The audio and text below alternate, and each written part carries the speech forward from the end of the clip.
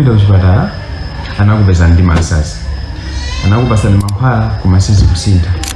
Mwayesesa njira iyi ndi koma sizikusintha. Pali zina zake zimene mukupanga, pa ma mistakes amene mukupanga amene akupangisa kuti masas anu asathe musachire. So I'm going to explain 8 reasons why your ulcer is not healing. Number 1, mukupitirizabe kugwisa ntchito ma painkillers. Ma painkillers amangosiyisa ululu komano they affect the healing process. Ndekuti mukakhala ndi ma ulcers, zilonda za m'mimbazo nazonso zimakhalaso, they are also affected. Number 2, eating habits and your diet. Eating habits, you eat too much. Chimbale amwene chimbale. You also eat mwa apo ndi apo pamene mind yanu yakuwuzani kuti mudye ndi pamene mmadya. Koma muli ndi ma ulcers. You are jumping meals, you are skipping meals. Munthu woti uli ndi ma ulcers.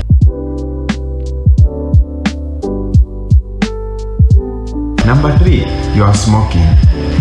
Number 4, alcohol consumption. Party after party.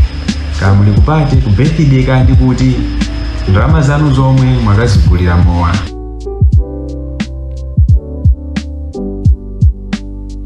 Number 5, stress. Stress increases the production of hydrochloric acid, acid wa m'mimba.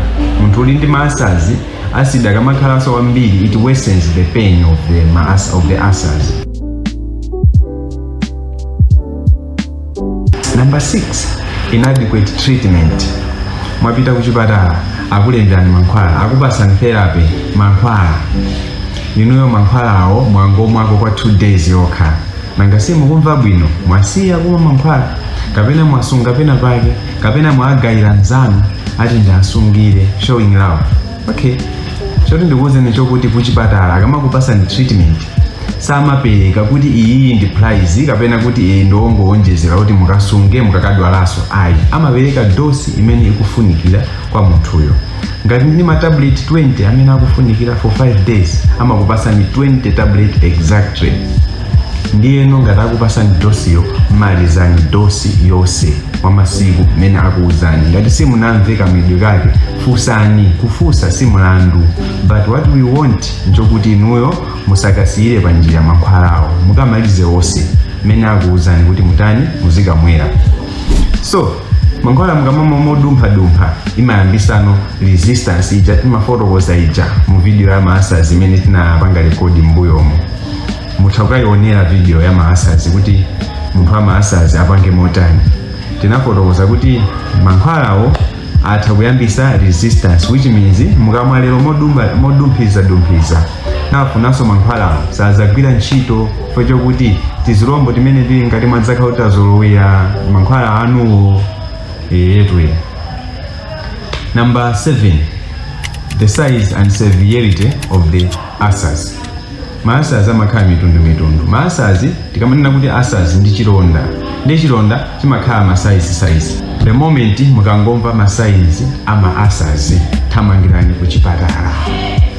Muthamangire kuchipatala nthawi yabwino, osadikira kuti chilonda chija chikulekayi. Ma ulcers aja apange weseni mpaka muyambe kusaza magazi kapena kuti muyambe kuona magazi kutoilet yanu pamene muthamangire kuchipatala. Ayi, mukangoona sign yodabwisa, thamangirani kuchipatala nthawi yabwino. Please go to the hospital as soon as possible. The last one, number 8, is age. Your age affects your healing process. Your age affects how your body works. Munthu kamakula, immune system imasika. You can differentiate maonekedwe ya munthu wamkulu woti mwina ali ma 80 years, 90 years ndi munthu woti ali 25. Wa 25 amaoneka film, amaoneka wabwino wamphamvu pacho kuti ma cells aja akupanga regenerate moyenera mmene amayenera apangidwe. While mukamakula, the rate at which ma cells aja amapanga regenerate imasika. Chifukwa chake maoneka anthu okalamba amaoneka mwina mwake moti skin ija imakhala yamakwina. Chifukwa chokuti ma cells sakupanga regenerate moyenera. Leno munthu woti akukula ngati akupanga chilonda chija kapoledwe kake can also be affected by the age. So go to the hospital and get treated moyenera. Kuchipatalaso amaona kuti munthu uyuyu ndi wa elderly oti ma cells yake sangakhale chimozimozi mnyamata, oti immune yake sili yamphamvu ngati imene alili mnyamata. Amapanganso consider dosing yake kuti dosi ya munthu uyuyu ikhale motere.